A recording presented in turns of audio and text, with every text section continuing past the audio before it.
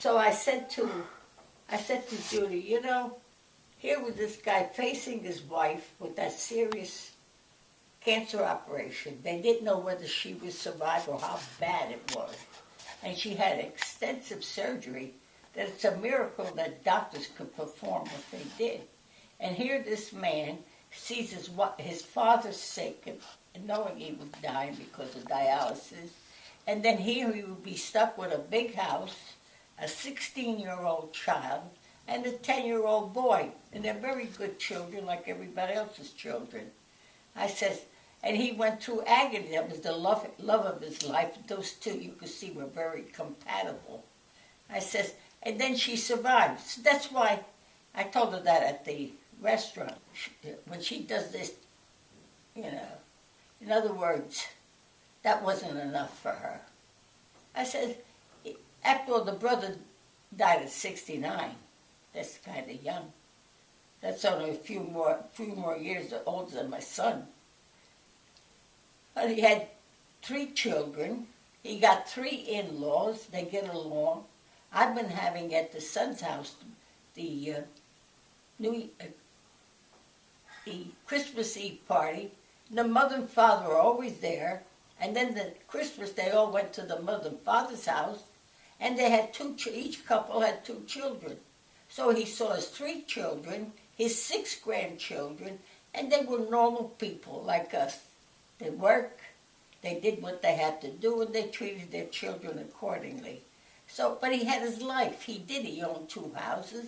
He had a good job. He had a few dollars. He wasn't rich. So, but he had a life. I says, this girl is only 40 years old.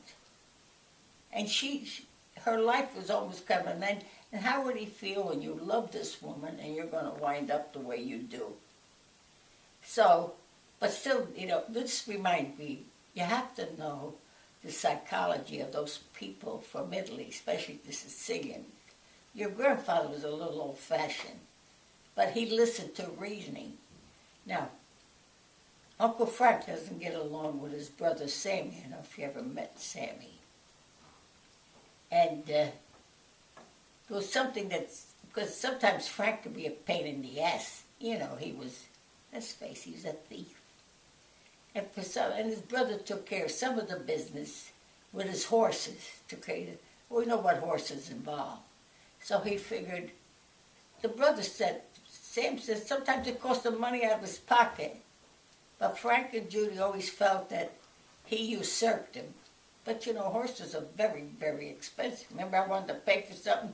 Then you said, Grandma's never paid, which was true. So rather than argue, Sam would make believe he didn't see his brother. So then when Sam's wife died, Marion, Frank didn't want to go, but if he'd go, he says, this got me. He said, if they cause a commotion in the funeral parlor, I'll tip the coffin and let her fall out of the coffin. And you know what? He would have done it. You believe that?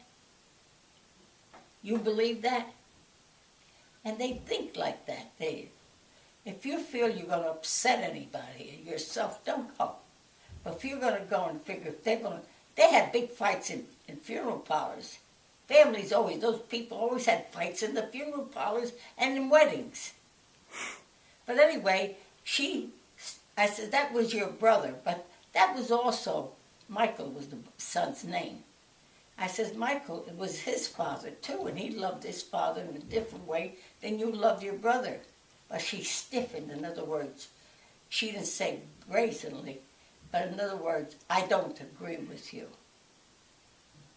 But anyway, I says, well, I miss going to your party. It's about 30 years that I'm going every year. I never spent it with your mother or anybody else.